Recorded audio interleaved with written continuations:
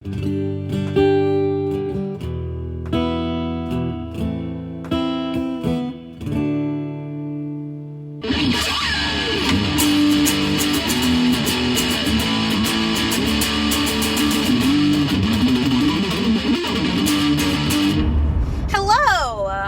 to a very special episode of That Talking Podcast. I'm JJ Starr. And I'm Downtown Andy. Welcome. We're on the road. We are on the road.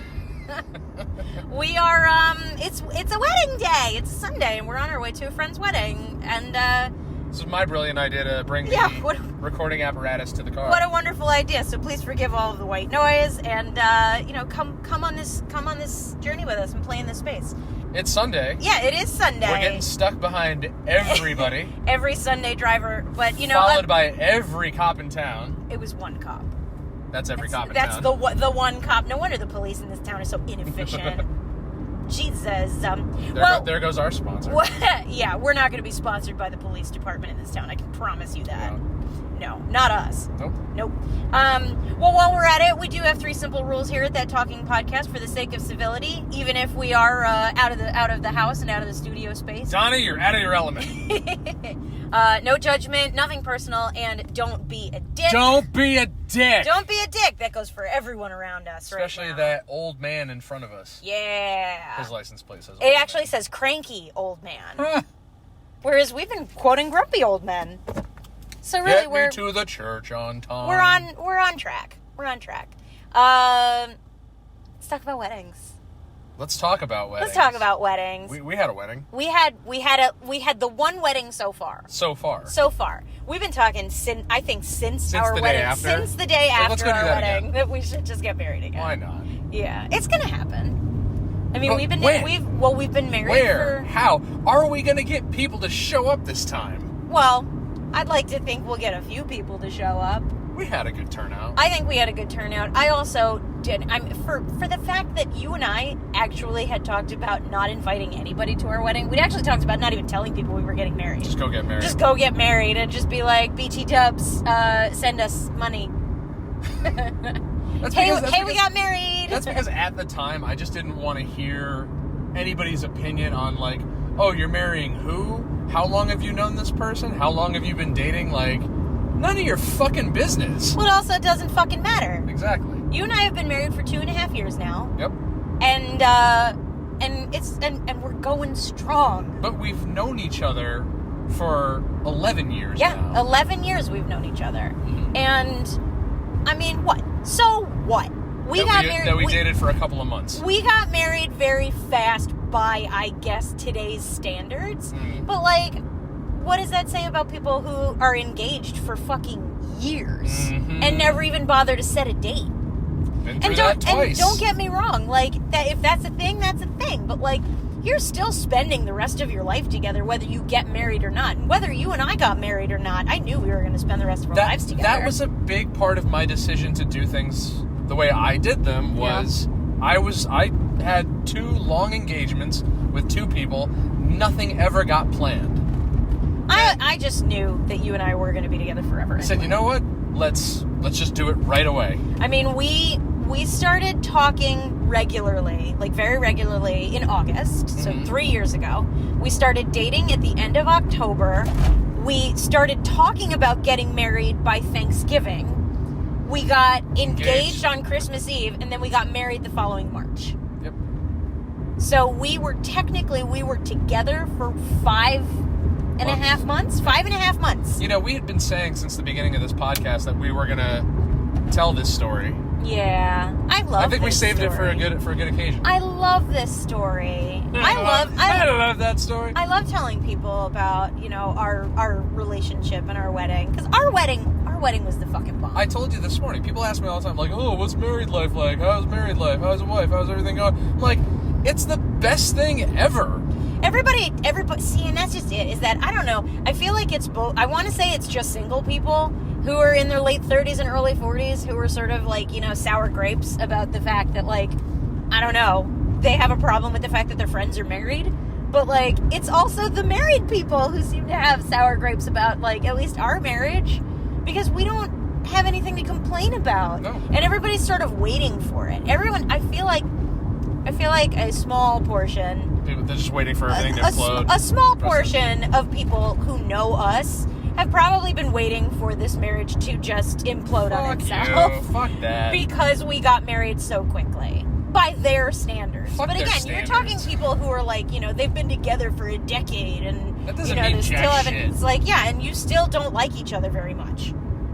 Like, I've seen so many of my friends' relationships that have gone on for years and years and years, and I've always held that to be the gold standard. It's just like, oh man, like they knew each other way early on in their lives, and they stayed together for a long time, and sure as shit, 10, 15, 20 years in, gone. Yeah, same.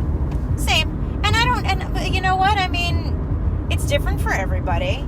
Yeah, it's absolutely different for everybody. There's no playbook. There's no set of rules. There's no set of, there's no statistics that you can go by. But like when we started talking about, I don't even remember exactly how it came about, but I think it was somewhere around Thanksgiving, because that was the Thanksgiving we went to your brother's girlfriend's brother's house for Thanksgiving. And afterwards, we had been talking, and somehow it came around to, if you asked me to marry you, I would say yes. That's how it started. Yeah, and I don't remember if you said it or if I said it. Hey, look, it's that restaurant where we had your 40th birthday. and our first New Year's Eve together. That's right. When we were a week engaged. A week after our engagement, just barely out of COVID. Because you were just like, hey, I get fancy on New Year's, and you can come if you want to. I do get fancy on New Year's. And I have gotten fancy on New Year's every year. It's like, well, I'm not going to sit at home on New Year's while you go out. Well, I wasn't going to go out without you. Damn right. We were engaged, for Christ's sake. We got fancy. We had fancy. We got fancy. We had a fancy Yorkshire pudding. You had Yorkshire pudding. It was a microphone made of bread. And that's what a Yorkshire pudding is. Yes. But yeah, I mean, the story of our engagement is my favorite. I think that's probably my favorite part of this whole story. You mean when I tracked you up a mountain and tried to kill you? Yes. Because it was Christmas Eve. We were both on our deathbed. I gave you COVID. You gave me COVID. I didn't give you COVID. You didn't give me COVID. Jukebox Romantics gave me COVID. Mike Terry gave you COVID. We were absolutely... James and AJ probably gave me COVID. We were on our fucking deathbed. Norm doesn't give anybody COVID. No. And we were sick as dogs, and then I remember we were just, we were probably watching Yu-Gi-Oh! And we were... Are we watching Cobra Kai? That was New Year's Eve. Right, okay. And we were just sitting around in our comfies and... Watching cartoons, like we do. And you said, I gotta get out of here. Let's go somewhere. And I'm like, but we're sick. We really shouldn't go anywhere. Mind you, this had been formulating in my head like all week. Yes. It's like, how am I gonna play this one out? And you said, well, we'll go somewhere where there aren't any people. And sure as shit, that's exactly what we did. And in the snow, in the waning sunlight of the day, you took me up a fucking mountain. Mm-hmm. And you were about, I would say, like 10 yards ahead of me the whole time, because I don't think you realized how short my legs were. Well, I had to, hold all the wolves and bears back. Yeah. And we just kept, and it kept going. Well, there was something at the top of said mountain. I just couldn't remember how to get there. Oh, God. So... We'll have to go back there.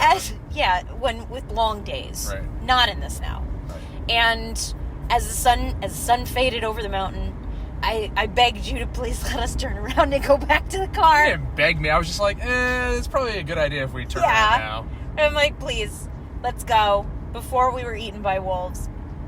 And then we drove around and we looked at the twinkly lights, because that's my favorite thing about Christmas time. And the last place we ended up was the bandstand, the gazebo on the town green, where they have a Christmas tree and twinkle lights, and all the trees on the green are decorated and everything. And we're up on the bandstand, and you we're circling the tree, and we're just sort of shying away from me a little bit. And I was in awe of the twinkly lights. Because I was reaching in my pocket. And I looked at the tree, and it was such a good setup, and I didn't even mean to set you up so perfectly, because I did notice that, like, just people would just bring ornaments to hang on the tree. And I said to you out loud, I said, oh, that's sweet. I think people can bring their own ornaments and hang them up on the tree. Isn't that nice? And then the next thing I know, you're down on one knee and you pull a ring out of your pocket and you go, well, I only have this one. You smooth operator, you. What can I say? I've seen way too many romantic scenes. And what did you ask me? In the cinema. What did you ask me? What did I ask you? I asked you if you'd marry me. No. What'd you say? Do you remember what you said to me? What did I say to you? What did I say to you? What did you say to me? Really? You don't remember? Are we going to have a fight about this right here on the podcast? You tell me what I said. You asked me to be your Queen of Swords. Yes, that's true. Because that's what your ring is. Yes, my ring is a heart with a sword through it. Because I knew that your self-proclaimed card in the tarot deck is the Queen of Swords. It is my indicator. Because I wasn't just going to go to some jewelry store and just get a fancy-looking piece of... I'm like, this has to mean something. This has to be something that's going to be important. And it is the most important. And it went on my finger, and I cried. Yeah. I cried, and I jumped around, and I squealed. There's tears coming down your cheeks in the pictures. Yeah, and we took pictures, and we took the sweetest picture of us. And then we made it a tradition. And then we made it a tradition, because we went back and we got married at that gazebo. Like 4 more times that year, we took pictures from all different angles. Anniversaries. In the gazebo. And holidays. And anytime we're dressed up, we stop by the gazebo and we take a picture. Which is going to make it really difficult if we ever move out of this town. We'll have to come back. That we can't just, like, readily go there. Well, I don't think we're going to move far. And we'll just, we'll keep coming back. Gonna have to. Keep coming back. It works. That's our gazebo. Yes, that is our gazebo. It So, actually kind of steams me whenever I drive past it and there are people in it. I'm not going to lie. I mean, that doesn't bother me. It bugs me. It's like, we're certainly not the first. We certainly won't be the last. Hell, we went to another friend of ours' wedding at that gazebo. We did, and you were in your work uniform. And they hired our wedding photographer. Yes, they did. We're trendsetters, baby. Mm-hmm. Setting the bar for everybody. Now, cut to wedding day. Wedding day. We show up, not fashionably late, but like very stealthily, because we pull down a side street and we see people start like forming. We were there about 10 minutes before we told people that we were going to do it. Yeah, this was very and everyone, and I mean, haphazardly planned. It wasn't haphazardly planned. It was just very informal. Yeah. We were like, we're going to get married around 5:30. You had you had planned this out months in advance, because you're like, the sun has to be in the right angle. Yes, it's the one thing that I was very Weather's got to be on. perfect. Yep. Nicest March day I've ever seen in my life. It was perfect. It was absolutely perfect. I don't ever remember March being that comfortable. It was clear blue skies. It was nice and cool. And it was dry. Sunny. It was fantastic. And we showed up about 10 minutes before we told everybody to be there. And we just kind of watched them. We just sat in the car. I pulled out my phone and started them. Instagram living everybody. Just flipping the camera back and forth between us and them. And then eventually, I think Susie spotted us. Yeah. And we were like, oh, the jig is up. I guess we have to go get married now. And then we go in there, and then Steve's like, no, go back and then walk over again so I can get you in, like, every position. I will tell you, I enjoy the pictures that came from our wedding from Steve, who is a professional photographer, and I know that we wanted some nice photos and everything, but it was like the one thing that if I could go back, I'd probably do without. Because Why? It was just like, it was just so formal. It was like, all right, everybody stand together. Now everybody do this. Now pose this way. And I'm just like, pfft. Well, because he's got to be able to pick out the best ones. Like, that's what you do when you're photographer. You take as many as you possibly... Hey, look, there's the... Look, we're passing the mountain where we almost died. No, I understand how it works. I'm just saying that, like, that was your call, not mine. It was more so because of the fact that he is one of my closest friends. Yeah. And this is what he enjoys. Not so much... I mean, not even so much the fact that it's what he's good at, but it's what he enjoys doing. But, the one thing I said was I really don't want him just hovering around us while we're trying to get married. That didn't bother me at all. And I'm like, that's exactly what he was doing. So I'm like, is it the one thing that I would change? Yes. Like, I would have loved to have him there just as a friend. Yeah. But Would've been nice. I wouldn't trust anybody else's photography skills as much. No, and it went very well. And we got Reverend Lance ordained. Those all our friends that were Specifically involved in yeah. this. And then you were our wedding band. Yes. We went home and we walked the dog and you changed. Mm-hmm. I very specifically did not change because our reception was at the pool hall where we had our first date. Mm-hmm. And I was adamant about what I wanted. I wanted your band to play a set for me. And you did it. I don't remember you. banged it out. I remember asking like if you would be okay with that. You're like, duh. No, that's exactly what That's I what you wanted. wanted, okay. I wanted that. I wanted you to play a show for me. And then I proceeded to learn songs that I have never played since and probably will never play again. Rough. What are you, a dog? I appreciate that you played them in the first place, though, because they were my favorites. Because that was the surprise. Yeah, they played my favorite songs. And again, the one thing that I will hold, you and I did not really dance at our reception. Which is fine. Because we'll dance at the next one. But we still have a whole list of layaway drinks. Yeah, everyone, it was because I was in my wedding dress. Mm-hmm. I was in my wedding dress and my battle jacket. Yep. And so everybody, all the drunks who were there knew Including one of my customers. Yep, they all knew. They were like, oh my God, did you guys just get married? Yeah. And then she points at me, she's like, to you? You're the mailman. Yeah, I married the mailman. The postman rang twice. And I said yes. And it was so fantastic. And then we had a honeymoon where we just had a week off where we just did stuff. Anything we wanted. Even if that meant nothing. We went to the aquarium and we went to the city. On the water. Oh God, that was so good. And I love the fact because we went to Mystic, and after the aquarium we went to the fanciest seafood restaurant I've ever been to. Mm. And you got a great picture of me in my fancy ass wedding nails wearing a beanie and a t-shirt that said trash. and I'm like, yep. But still, nothing will top the day after. The day after when we just got up. We got up. Still in post-wedding grime. Yep. And I still had my wedding makeup on, my wedding hair and makeup on. And we just threw on. And we went in our dirty slippers. Clothes, yeah. And we went in our slippers to Bank Street. We went to Bank Street. Down the block from where we got married. Yeah. And we had lattes and we had pastries and we just walked around in our grime and just enjoyed being married. And everybody talks about, like, oh, it must feel so different. Why? What the fuck would possibly feel different about it? It took a little getting used to starting to say my wife this, my wife that. But I never really called you my fiance. I think I called you my fiance for like 2 days. We called each other boyfriend and girlfriend for like a week. Yeah. Yeah. And then I just started calling you husband because I'm like, well, I don't have to wait for a piece of paper. And now it feels like second nature. Yeah. And now that's all I call you is husband. Yeah. It's funny because we've very rarely in 3 years actually called each other by our first names. Yeah. It is a rarity. I can count on one hand the amount of times I've said Jess to you. Yeah, you introduce me as Jess to other people, but I don't think you ever... unless I'm upstairs and you're trying to get my attention and I don't hear you, and then eventually I hear you say my name, and I'm like, oh, he needs something. But yeah, like, I knew from day one that we were going to spend forever together. Forever and ever and ever.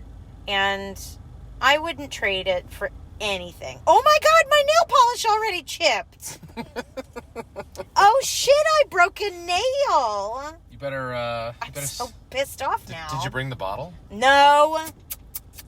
This is one stupid nail because I went to work for 5 hours today. This doesn't need to make it into the episode. No. Oh man. But I mean, like, what would possibly Nothing's change? changed. Like people People ask me all that first week that I was back at work. They're just like, "Oh, so how's married life? You still married? You still married?" I'm like, "Of course I'm still married." Of course we're still married. Like our marriage is amazing. Ultimately, I never wanted to live into any of those stereotypes where people are just like, "Oh, after so many years, you get tired of each other, you start fighting, you start arguing about this," and then the other thing is just like you stop sleeping together. You stop having fun. It's like, no, that doesn't have to be the case. No, not at all.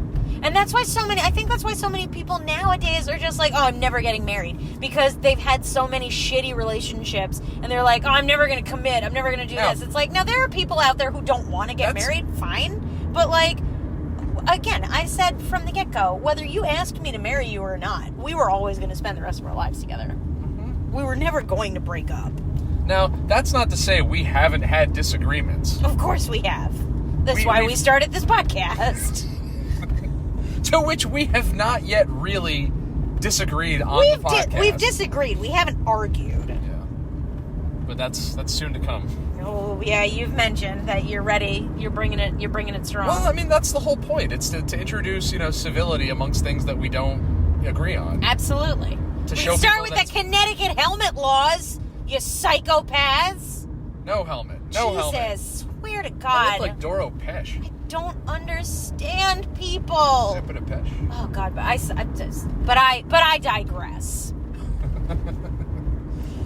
I don't like that people think that, marriage is the end of happiness. That marriage is the end of happiness. What?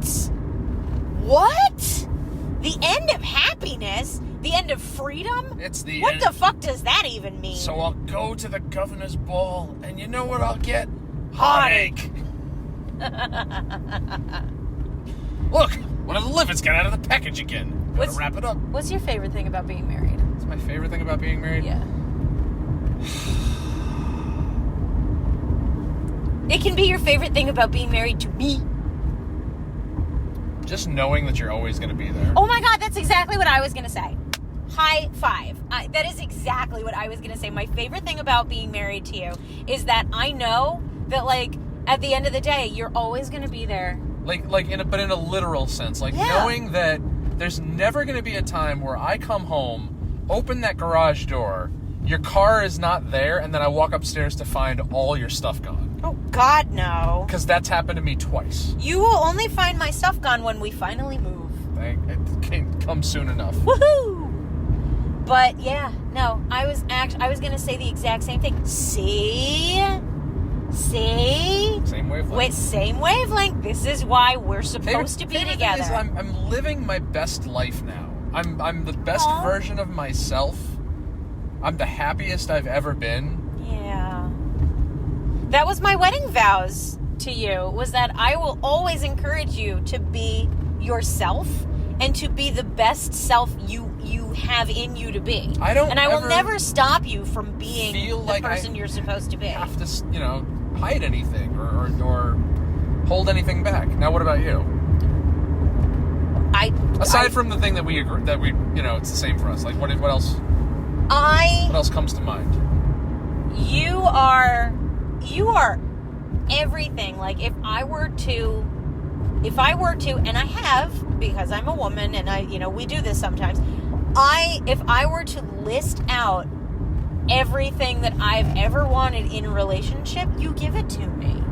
And it didn't stop when we moved in together or when we got engaged or when we got married.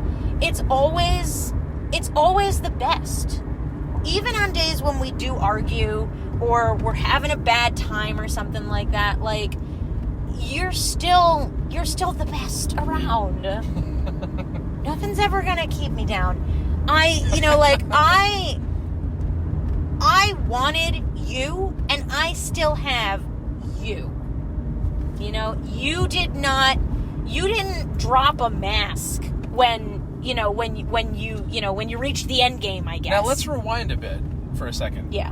Because what we should really be talking about is how we got there. Because you and I had a very long conversation yesterday about friends of ours who don't seem to have it as easy meeting people, talking to people. Yeah. Who aren't necessarily as comfortable putting themselves out there. Well, I mean, if you really think about it, honestly, like, I have a hard time doing that. Do you? What did you? Excuse me, you're not trying to meet people now. No.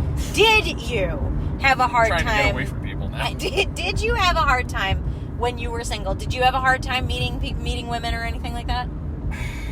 At the time, I would say yeah. Like, I want to think yes. Yeah. But the answer is really no, because, I felt the same then as I do now. It's like, I want to find people I have something in common with. Right. It's like, I know people who put physicality, like, at the top of their list, Mm. and it's just like, that's so shallow. You can't... Oh, yes, it's extremely shallow. Like, what are you going to do with that person other than just, you know... Look at them. Exactly. Like, that can't be all there is in a relationship. Hey, look, it's that other place that we went to for New Year's Eve. When we couldn't get into the first one.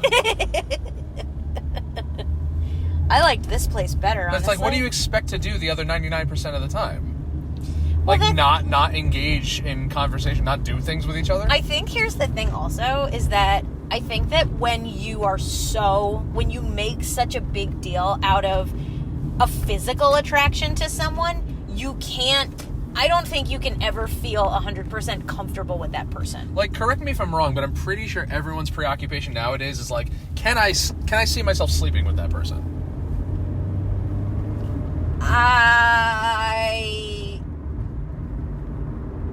I kind of want to agree with that, but I don't know if I do. I feel I feel like people are going to sleep together no matter what at this point. Right, but I'm talking about when someone's thinking of a significant other as a prospective, you know, spouse. I think that when people are so, hell bent on finding someone who is physically attractive, I think that it's a means of impressing other people. It can be, yeah. And I think that if you seek to have a significant other who is so attractive that everyone else is impressed by it, that you can't be 100% comfortable with that, because it's like you're gonna eventually feel insecure about whether or not you match up to them and whether or not other people are finding them attractive. Like, I've had friends tell me, just yesterday, some of the people you've been with, like, I would have never asked out or never dated or whatever, and I'm just like, well, I wasn't dating them to impress you. Yeah. Like I didn't pick this person Exactly. for you or my friends. Like, yeah. I picked this person for me. Like, I picked you for me. Not somebody else. Me. I mean, I don't know. I've been attracted to everyone that I have dated, but like it is a wide variety of people. It is a wide variety of types. Because at the end of the day, this is what I wanted the most. I want somebody that I can talk to. Yeah. And when we talk about stuff like this, we also do not have a hint of insecurity when it comes to it. And I think that is so significant, and why it didn't matter that we got married so quickly is because we are 5,000% comfortable in this relationship. This is it. This was always going to be it. So it's like, we don't, when this whole thing started, going on 3 years ago now, we both thought the other one was out of our league. Yeah. We both thought the other one was out of our league. The only thing I was trying to do was get you to go for a bagel. You're full of shit. And you blew me off so many times. I blew you off because I didn't want just a bagel.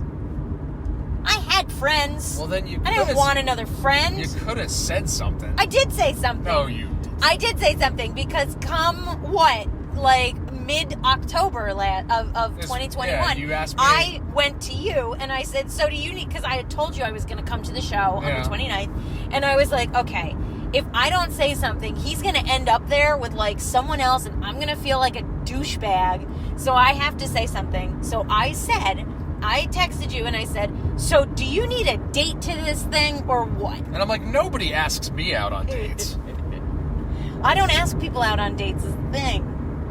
I did not ask, and I had gone almost a full year without dating at that point, because I was dead set on not dating anymore. I was perfectly fine with it. And then you came back along, and I was like, oh no. I'm like, now hold on, I'm remembering that I used to have a crush on this guy. Which I never knew. Because we had never tried this before. We never tried this before, but we did, it's like we hadn't talked in years. We also never, entertained this idea. Like, there was never any, hey, what are you doing? Like, hey, are you single? Oh, you're single? Like, let's date. Like, no, because, we were always with somebody. We were always with somebody else. Yeah.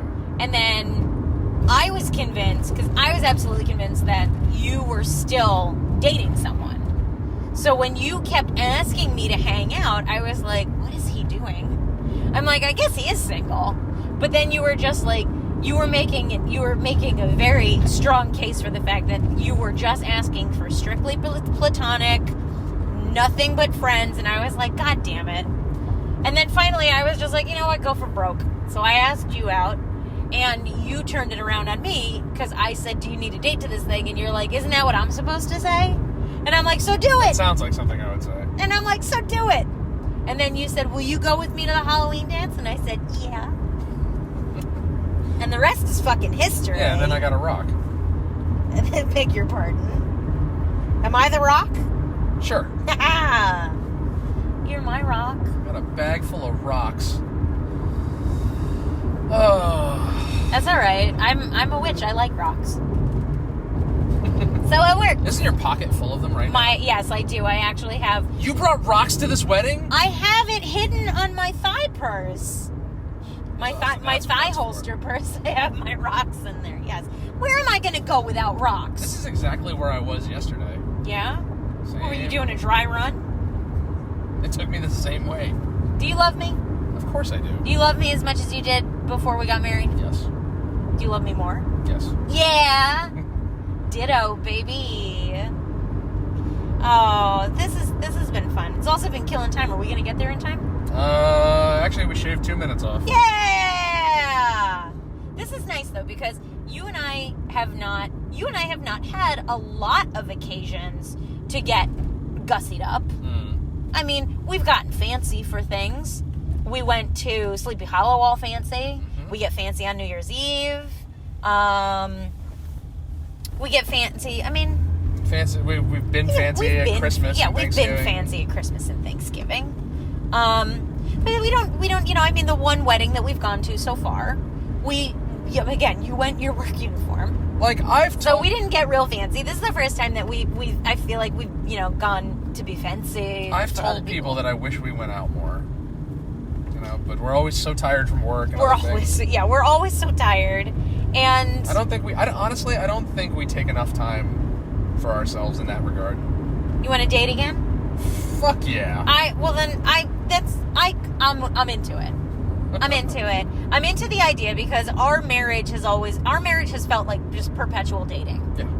Because again, nothing's changed. Nothing has gone downhill. Our marriage nothing turned stopped. into perpetual farting. I have IBS. I'm sorry. That's the secret to marriage. You told me the other day, just like, secret to marriage is nudity. I'm like, no, it's just somebody you can fart in front of. It is. It is. I mean, I don't know that we've talked about this on the podcast, but we've talked about it with friends. We've talked about it. I know we've talked about it with Kyle. That we poop with the door open. That's the secret. Did you really want to put this out there? Listen. People want to know the secret to a happy marriage? You gotta let each other watch yourselves poop. Honestly, it's one of those things where it's like you can't have shame with each other. Oh. You cannot, if you're gonna spend the rest of your fucking life with somebody, you can't have shame with them. I mean, yeah. They're gonna know. Like, I mean, even if we pooped with the door closed, right? It's not like we're like, oh my goodness, wonder what they're doing in there. And then you open the door and it's like, oh, please don't go in there. It's so disgusting. It's so embarrassing. It's like, please, we're gonna do this. Like, and that's just it, is that you and I are in the first relationship, the first serious long-term relationship where we are absolutely 100% comfortable farting in front of each other. And that's proof in the pudding right there, baby. You think there'll be pudding tonight? This is gonna be cake. Yeah, but you know how, like, sometimes at these, like, reception halls, they give you that little glass of pudding, like, with the cake? No. Or before the cake, no? What the hell are you talking about? I don't know. But I know that there are some weddings where they put out, like, trays of cookies on the tables.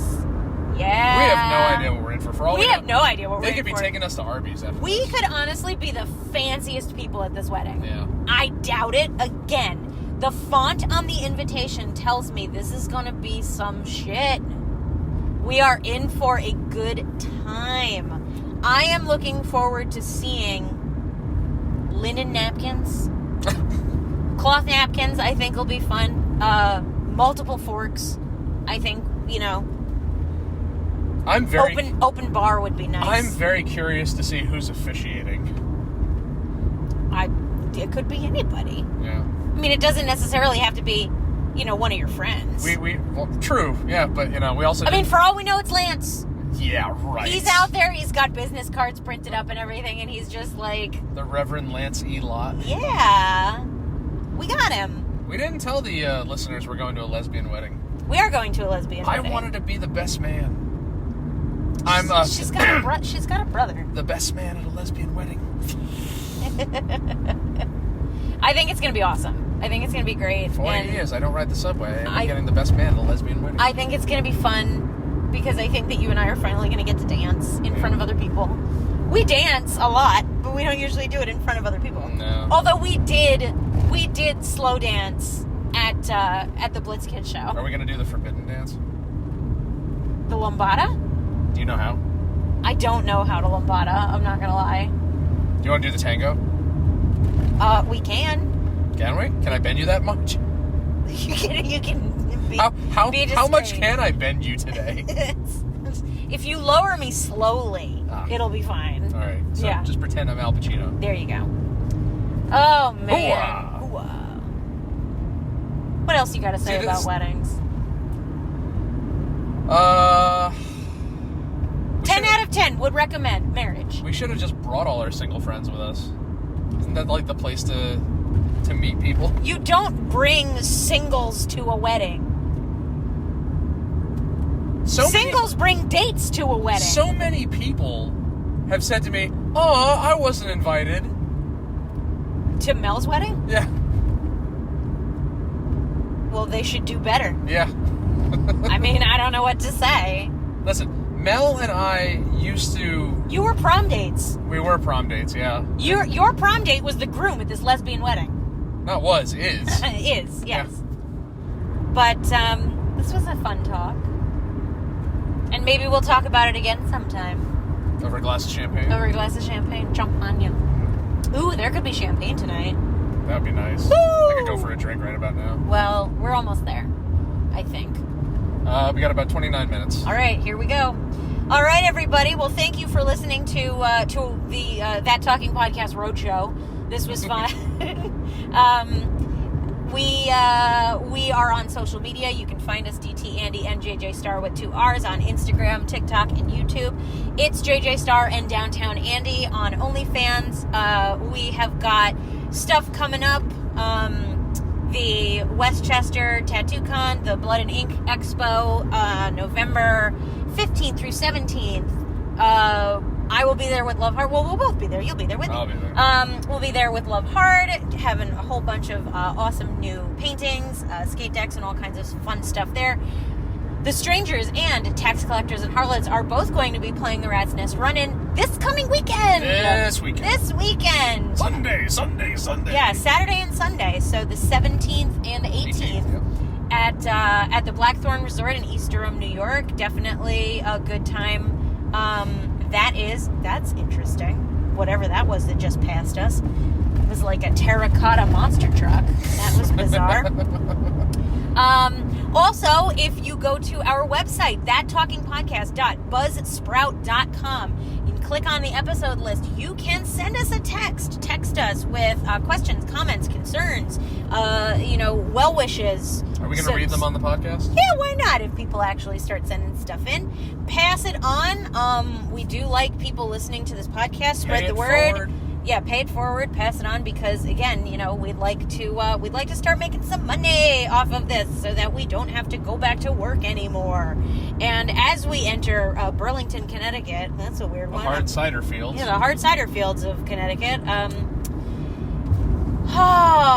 The dog is back at home. She's holding down the fort. So from the two of us on the road at That Talking Podcast, I'm JJ Star. And I'm Downtown Andy. And we will talk to you later.